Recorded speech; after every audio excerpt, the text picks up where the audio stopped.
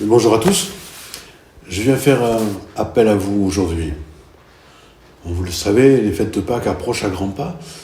C'est dans 15 jours. Pâques dans 15 jours. Et elles vont se dérouler d'une manière très particulière. Nous allons être privés de tout rassemblement. Pas de messe de rameaux, ni de célébration pour la Semaine Sainte. Pas de vigile pascale, ni de messe pour le jour de Pâques, en dehors d'Internet.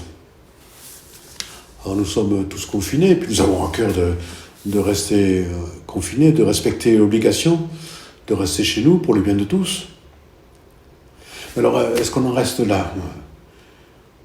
Nous voilà privés de rencontres de notre communauté. Alors ne nous mentons pas. Est-ce que c'est un déchirement pour beaucoup d'entre nous? Oui ou non?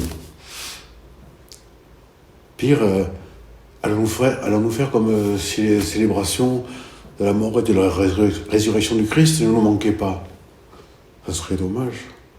Il ne faudrait pas nous résigner à la situation actuelle, la considérer comme une simple fatalité face à laquelle on ne peut rien. Le risque, ce que je crains, c'est que l'on se replie tranquillement sur notre environnement. Puis notre paresse naturelle aidant, de nous y complaire, en comblant les vides laissés par cette inactivité forcée. Excepté bien sûr pour tous ceux qui travaillent encore, et pour les parents, qui ont en plus à organiser leur temps avec leurs enfants. Alors, est-ce que nous allons nous contenter de ce service minimum? Bien sûr, ce qui nous arrive nous dépasse complètement. Le virus est sans doute partout, avec la mort qui l'accompagne. Mais en faisant preuve d'imagination, en étant créatifs, je pense que nous pouvons faire de notre confinement une chance pour notre foi et pour une relation avec nos proches. Passer de la peur à l'espérance. Passer de la peur à l'espérance, c'est ce que je voudrais vous proposer avec un petit moyen. Bon, de mon côté, je vais continuer les messes quotidiennes, leur mise en ligne, pour ceux qui le désirent. C'est ça que je sais faire, donc je le fais. Mais j'ai conscience que c'est pas très attrayant pour tous. C'est un style répétitif, forcément. Ça peut manquer d'intérêt, surtout pour les plus jeunes.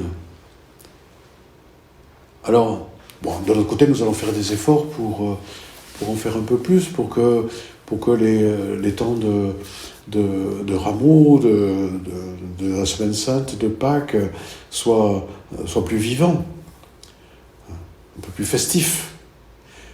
Mais ça ne suffit pas, cependant. Donc voilà, de votre côté, ce que je vous propose, après la consultation des relais du secteur, c'est que vous réalisiez un certain nombre de mini-vidéos que nous pourrions publier et mettre à disposition de l'ensemble. Alors vous allez me dire, on ne sait pas faire. Bon, vous faites comme moi. Moi, je ne savais pas trop quoi faire, alors j'ai demandé l'aide de deux jeunes, là, Nour et Nabil, qui sont en train de me filmer, là, sans lesquels j'aurais été incapable, moi, tout seul, de mettre en ligne ces messes. Alors vous n'avez pas Nour et Nabil, mais vous avez des amis plus doués que vous, peut-être. Puis surtout, vous avez des enfants, des petits-enfants même, pour certains. Ils n'auront aucune peine à vous donner un coup de main. Ça leur fera même le plus grand bien, ça les occupera, ça les sortira de leur jeu habituel. Alors, des vidéos sur quoi? Moi, je pense sur votre vie de foi en confinement. Comment continuez-vous à être croyant, même en confinement? Alors, vous pouvez filmer, je sais pas moi, des temps de prière en famille. Vous pouvez lire des lectures qui vous inspirent. Vous pouvez partager des textes d'évangile et dire ce que vous en pensez. Vous pouvez partager des chants, des musiques, que des choses personnelles. Ne nous mettez pas des choses que vous allez piquer aussi sur Internet. Bon, ça, on en a assez. Non, mais des choses que vous vous faites vous-même. Donnez libre cours à votre imagination.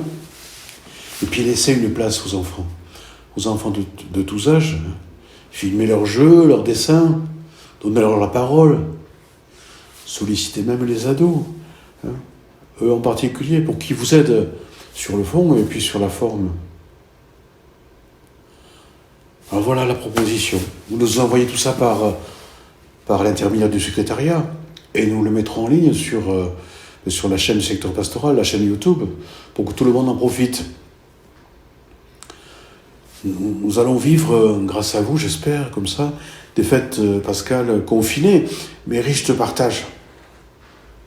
En fait, attention, tenez compte du fait que ce que vous envoyez sera visible par tous. Donc ne mettez pas des choses que vous pourriez regretter après. Si vous ne voulez pas que les enfants soient visibles, faites en sorte de les prendre de dos. Enfin, vous voyez, sachez que ce que l'on va publier, ça pourrait être vu par tous. Alors peut-être que vous ne faites pas partie du secteur Bruges, le Bouscat Notre-Dame-du-Lac. Bon, c'est pas grave, vous restez les bienvenus.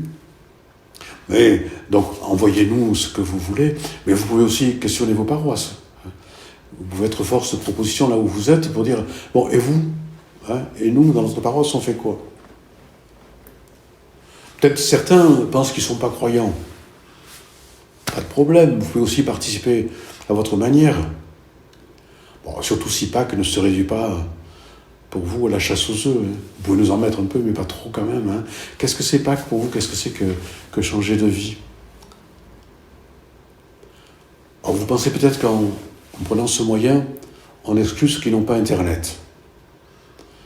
Tous ceux qui se servent de leur smartphone uniquement pour téléphoner, qui sont allergiques aux réseaux sociaux. Bon, c'est vrai, ils sont en plus particulièrement isolés dans cette période de confinement. Mais bon, je n'ai pas trouvé d'autre moyen pour à la fois communiquer avec l'ensemble et puis pour étant confiné, pouvoir échanger malgré tout. Après, peut-être que les petits-enfants pourront initier leur papy et mamie à l'usage du smartphone. Beaucoup en ont. Beaucoup de papy et mamie ont des smartphones.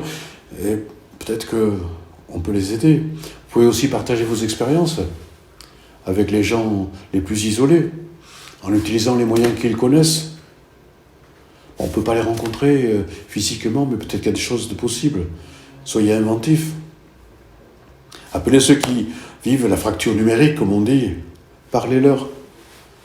Tenez informés ceux qui sont encore plus confinés que nous.